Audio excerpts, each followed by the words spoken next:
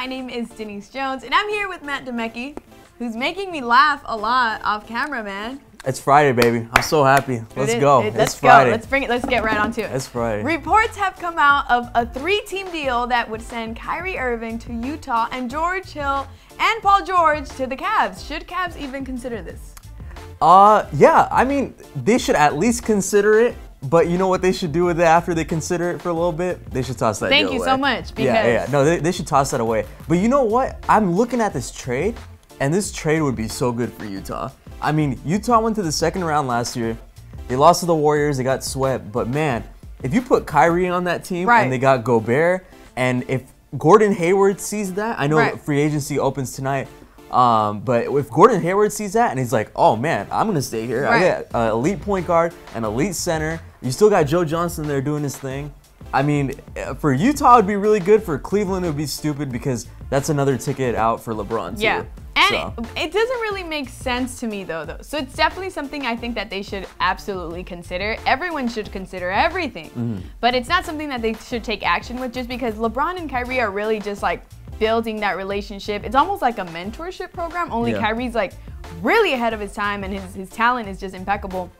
But for him to move to the Jazz, he'd have to kind of start fresh, you know? And I want to see him get a ring next year. So I'm not really into the whole like let's move Kyrie to the Jazz. Not my thing. Yeah, I mean the Cavs will end up with Paul George if that deal goes through, but I mean it's not worth losing. Paul George Kyrie needs to just come to LA. He needs to stop playing. Let's just wait till next season. He'll come to Lakers. Stop playing, please. Yeah, but I mean this deal ultimately, when I heard it, it would be terrible for the Cavs to do because I mean they were right there with the Warriors up until Game 4, but you got to see it this way, like.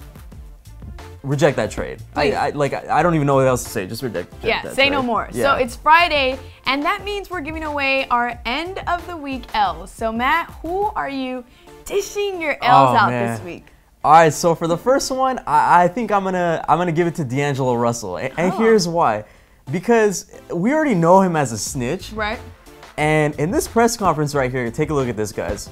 The workout was last night. Karras was supposed to be there, but he wasn't, and so basically he just snitched on his teammate coming to his workout. Like they practiced, they wanted to work out together, and he basically called him out during that press conference. So I'm like, dude, you're already known as a snitch. Why are you doing that again? Like it's a bad look for you, bro. He's just a young guy. He doesn't know what he's doing. It doesn't matter. He's still taking that L. So, and my next person I'm gonna give it to, I think I'm gonna have to give it to Doc Rivers because.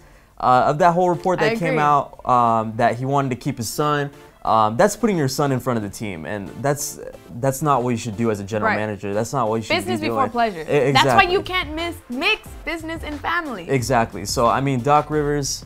Yeah, you do. You're gonna have to take that L, man. You take my L too, but I'm gonna have my own L's too. So my first L goes to the Lochte rule. It's the stupidest rule. It's being enforced in individual medley races across the world, and it's hands down the worst sports rule in just any elite sport. It punches one good technique, and it's inconsistently called. Like the refs don't even know when to call it. The rule pretty much means that a swimmer cannot spend any time on his or her back, right? So if you're doing, they can't spend his or her back underwater during the freestyle portion of the individual medley race.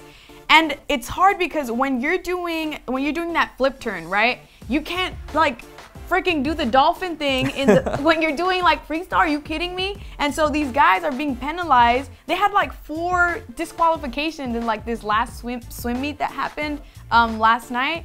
5 disqualifications. Like, okay, guys, at that point, it's time to really just take the L, get rid of the Lochte rule. First of all, Lochte shouldn't even have a rule. He doesn't even deserve any kind of anything after just putting the U.S. in that kind of shame. Exactly. So whatever. Gotta take that L. The second one goes to Phil Jackson because he's being crowned one of the worst sports execs in New York. He went from Ask Phil to Axe Phil. The Knicks went 80 and 166 in Phil's 3 full seasons as team president. He had a $60 million contract. He fired Mike Woodson and Derek Fisher. Come on, man, like that was one of your players at one point. And he alienated Melo and Kristaps Porzingis. I mean, look, man, New York hates him. Hates him. So he takes the L for that. But in LA, listen, Phil, you're still a legend. To me, in my eyes, you definitely gave a lot to the City of Angels.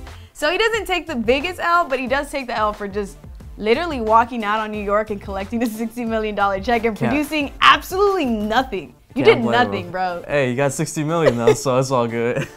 Okay, so those are our L's for the week. Thank you so much for watching. We'll see you again next week. Make sure to like, subscribe, and comment below.